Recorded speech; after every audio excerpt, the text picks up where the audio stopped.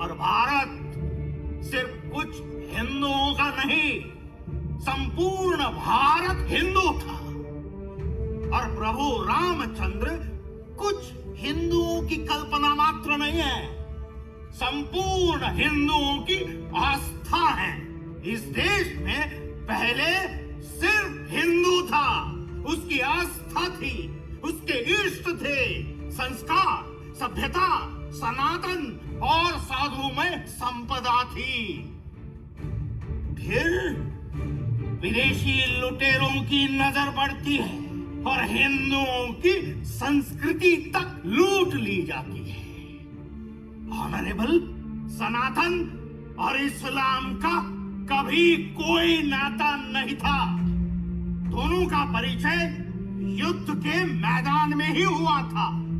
1519 से 1526 तक एक उज्बेकिस्तान मंगोल आक्रांता जहीरुद्दीन मोहम्मद बाबर कुछ तुर्क और कबीलाई लुटेरों के साथ यहां हिंदुस्तान में आता है, लूट मचाता है और चला जाता है।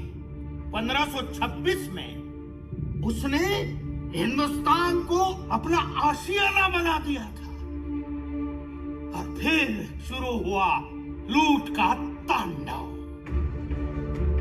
और ये खेल आक्रांताओं की नस्ल दर नस्ल खेलती ही रही। हिंदुओं को हिंदू बनाए रखने वाला कोई नहीं था सिवाय उनकी अपनी आस्था के, शिव, राम और कृष्ण। ऑनरेबल, हिंदू अपनी आस्था को बचाने के लिए संघर्ष कर रहा है। मैं चाहूंगा कि न्यायालय हिंदुओं के संघर्ष की सीमा तय करे। और संविधान में लिखा है सब कुछ बदला जा सकता है, देश का नाम, संस्कृति, पूजा पद्धति, सब कुछ। अगर सब कुछ बदला जा सकता है तो संविधान भी बदला जा सकता है। इस हिंदुस्तान में हिंदुओं ने बहुत सहा और पीढ़ी दर पीढ़ी गुलाम रहा। हमारे बौद्ध और सिख भाइयों को हमसे अलग करके हिंदुओं की संख्या कम की गई। हिंदुओं के मुंह से श्लोक छीनकर तलवार की नोक पर उन्हें कलमे पढ़ाए गए। कहा जाता है हिंदू सहनशील है, संवेदनशील है। कहा जाता है हिंदू सहनशील है, संवेदनशील है। हिंदू सहनशील था, है। हिंदुओं को डरपोक बनाया गया है कि भले ब्रिटिशों से न डरो, लेकिन तुम्हें बाबर, औरंगजेब के दुष्कृत्यों और उनके हरकतों का सम्मान करना ही होगा।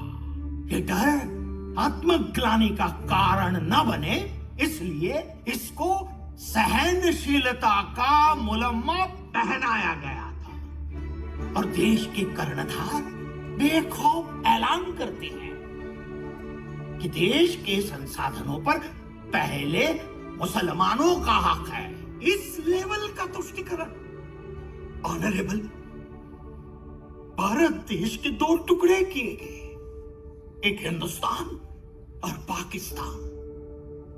लेकिन जो भारत हम सबके हिस्से में आया, वो भारत हमारा है या नहीं? ऑनरेबल, न्याय के इस मंदिर से हिंदू अपने अधिकारों के संरक्षण के लिए उम्मीद लिए खड़ा है। आशा है अब वो सुना जाएगा। That's all, Honorable. The hearing ends today. The court will give its verdict on 9th November.